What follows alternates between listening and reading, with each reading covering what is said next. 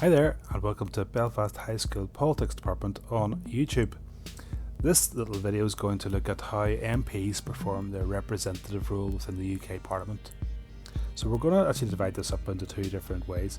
You could look at it inside Parliament, how they represent, and how they represent outside Parliament as well too. So let's start by looking inside Parliament. So members of Parliament obviously can represent in a number of different ways. One of the key ways is through legislation.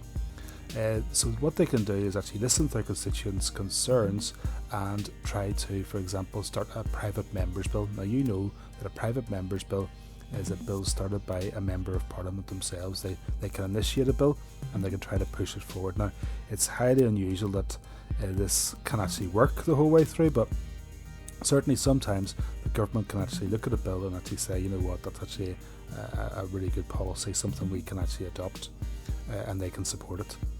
An example of this here would be Steve Rotherham, Labour MP, up in the Merseyside, and Steve Rotherham listened to one of his constituents' concerns after her son was killed through a vehicle that had defective tyres, and Steve Rotherham tried to push through this tyre safety bill to try to alleviate that concern. So it's a way of actually trying to push forward a bit of legislation, very much from grassroots representative concern.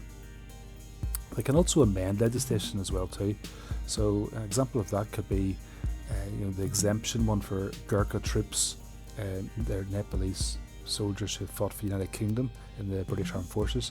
There's an exemption for them to be able to stay in the United Kingdom. Again, that's supported by UK MPs, and that did actually become legislation. They can also amend legislation as well too. An example of that would be Ian Paisley, the MP for North Antrim, and in his constituency there was a huge tobacco factory called Gallagher's, and Gallagher's was really in threat of being closed. It actually did close in the end, but what he tried to do at this time was to try to campaign and add amendments against the new anti-tobacco legislation at the time, because he knew that would actually have severe impact on Gallagher's and on local employment in his constituency. So all legislation actually has to be approved by Parliament, and Parliament, it really is representing the will of the people. So MPs, by producing legislation, are actually acting in a representative function that way. How else can MPs then represent in Parliament? Well, they can meet ministers. Clearly they are all representatives on behalf of the people and their behalf of their constituents, so they can meet ministers on behalf of them, and they can try to arrange a meeting with the minister to discuss issues directly. And certainly sometimes within party circles, for example, a Conservative Home Secretary might be willing to meet a Conservative MP to deal with something within their constituency. Sometimes it works in other parties as well too. What about questions then? Well, you obviously have your two different types of questions. You've got written questions first of all.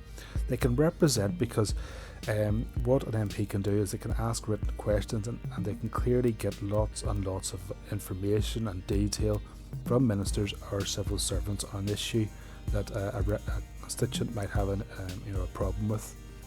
So it's a really good way of gleaning information on their behalf. These questions actually have to be answered as well within set time limits as well too, so that actually adds to pressure on ministers to get those answers back within time. Then you've got the range of oral questions. MPs can represent through Prime Minister's questions, a very, very public forum whereby they can bring their constituents' concerns to the biggest debate of the week within Parliament. They can also add to debates as well too, asking questions on behalf of their constituents as well. Examples of that would include the impact of the COVID rollout of vaccines, the concern over the death rate in care homes within constituencies, and then finally you have adjournment debates. Really, really important for representation. These are at the end of every day, and they're set up specifically to show or specifically to allow for representation at that time of the day. Ministers often have to go and answer these questions at adjournment debates, so it's a really good way for MPs to represent within Parliament.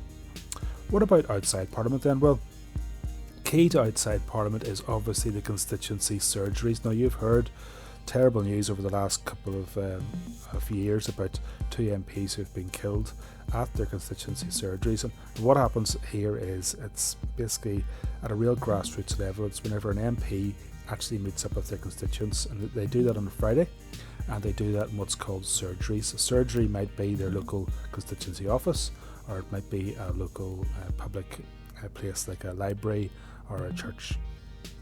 And MPs, they're accountable to each and every one of their constituents. They might be from a certain party, but they're accountable solely to their constituents, no matter what party everybody would represent. And there should be a very, very strong constituency link between the MP and the constituents as well through this. Tony Benn once said, "In my constituency, every constituent is my employer." Basically, they're there only, they obviously vote for him to get in. So it's very important to MPs. So MPs, they don't have to really represent everything that their constituents want them to. That's impossible, but they're supposed to balance out the interests of their constituency with that of their party as well. Clearly, governments have policies that need to be obeyed, and they use the whips to try to do that. And the whips sometimes have an issue with constituency concerns. How does this conflict? Well, if you look at 2 different examples of that, Heathrow Airport's a good example. This is in a real, Zach Goldsmith was MP, Tory MP for this area, and he had to campaign against the expansion of Heathrow Airport, against new runways there, which was actually government policy. So he had to go against his own party and against the government on those issues, because that's what his constituents wanted at the time. HS2 is another good example. It's a high-speed link across England. That might sound very good, and it's really good for government policy in some respects, but there's lots of people who are very against that, and especially through the areas of land that it goes through. So in very Tory areas in England, there's a lot of people that are against HS2, and their local MPs would have to go against the party yet again to try to represent their constituency concerns. So surgeries every Friday, and they're certainly devoted to bringing across all those issues. You also have MPs meeting up at schools and going to visit factories, representing business concerns as well too in their constituency, trying to represent whenever, say, for example, companies go bust in their area as well too. And certainly they're meant to promote as much as possible their constituency. So hopefully this gives you a good example of how an MP can represent and fulfil that representative role within Parliament. Thanks very much for listening.